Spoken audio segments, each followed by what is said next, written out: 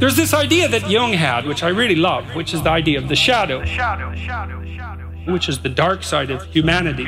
Its roots reached all the way to hell.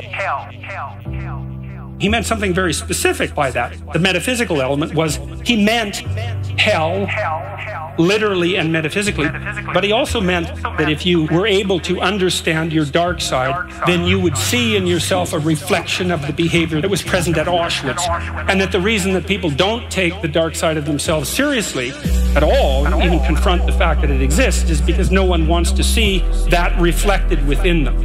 And no wonder. Pursue what's meaningful and you'll encounter that which you least want to encounter. And that's the dragon.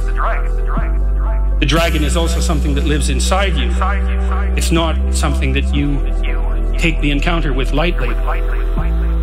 See, I kind of knew this.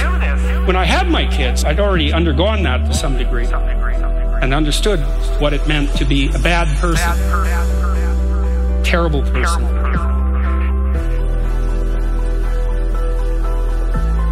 And I knew that it was easy for people to hate their children, even though they mouth the words that they love them all the time. You don't want to set them up as an enemy against you. You don't want to allow them to engage in the kind of hierarchical challenge that makes you irritable and resentful. That's not a good idea. And if the things they do make you dislike them, the probability that they will make other people dislike them is extraordinarily high. You need to know what sort of monster you are if you're going to be a good parent. And if you think, oh, I'm not a monster, it's like, oh, yes, you are. You're just an unbelievably unconscious monster, and that's actually the worst kind. Your fundamental job as a parent, especially of a child from 0 to 4, is to make that child eminently desirable socially. You're a successful parent if, when your child is 4, all sorts of other children want to play with him or her.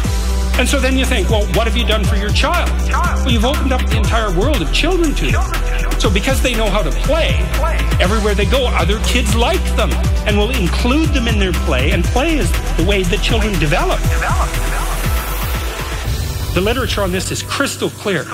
If your child is an outcast at the age of 4, the probability that anything can be done about that is almost 0. No matter what you do. And then the other thing is, if you don't allow your children to engage in dislikable behavior, then adults will like them.